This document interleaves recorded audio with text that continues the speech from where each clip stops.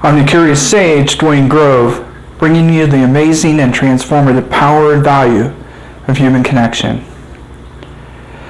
Just recently, somebody asked me a very provoking question, and that question was simply this. Can you imagine being happy 10 times, 100 times, or 1,000 times more than you're happy right now? Can you imagine joy being amplified that much in your life?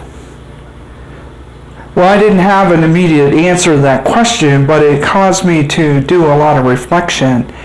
And quite frankly, I'm generally a pretty happy person to begin with. I find joy in the simplest of things and the most complex or amazing of things. And I try and bring that spirit of joy into my everyday life and my interactions with everybody. But yet, when I reflected on this question, I realized, yeah, I can see joy amplified in my life. I can be orders of magnitude even happier than I am right now. And how do you do that? Well, you do that by living in your heart.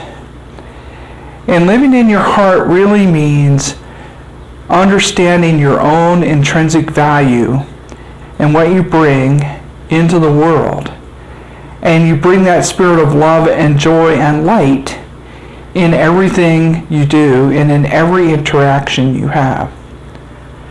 Well, you might think that, well, what if somebody just gets in my face? Somebody is, maybe it's at work, for example, and somebody's just chewing your butt out. One of the things that I've come to learn for myself is that oftentimes it's not about me, it's about them. I just happen to be the dumping ground that they're attempting to unload on. And it's not a reflection on me personally as much as it is a reflection on the inner pain or the lack of joy in somebody else's life. There's a saying that goes like this: if somebody offers you a gift and you refuse to take it, where does the gift belong? Well, it certainly doesn't belong to you because the person still has it. And so when somebody brings you something and you choose not to accept it, then it's still theirs. And that's a philosophy I try and use whenever I encounter somebody, even somebody maybe that cuts me off on the road or something. It's not about me, it's about them. So how do I do this? How do I amplify happiness and joy in my life?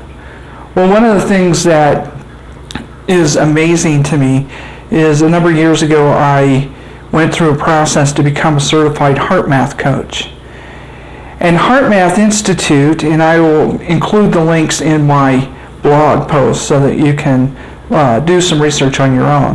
The Heart Math Institute was started to examine how it is that the energy of the heart affects our environment. It affects not only the bubble that we live in, and there's an energy bubble that we live in, but that energy bubble, it transcends far beyond just our immediate surroundings.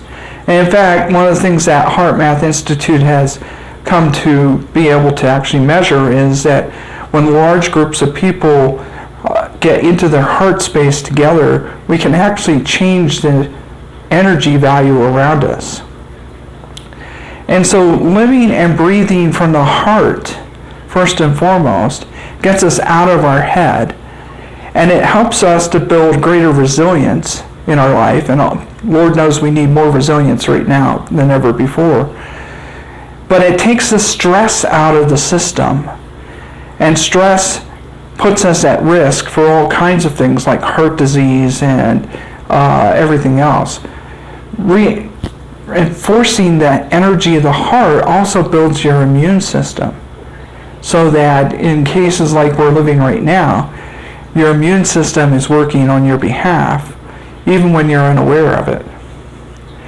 And so breathing into the heart and bringing forward thoughts of joy, happiness, gratitude as you breathe into the heart and focus your attention in the area of the heart, ultimately enables you to connect even deeper to the love and light that already lives within you.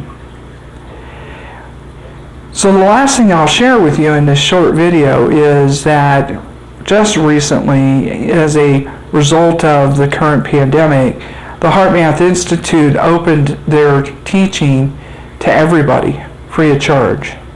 And that link will be in my blog post. And I would encourage you to go check that out. There is about 90 minutes, I think, worth of training on all of the basic, simple techniques of doing heart-focused breathing and quick coherence, and how to shift yourself from moments of fear or doubt or darkness into periods of greater joy and appreciation and gratitude.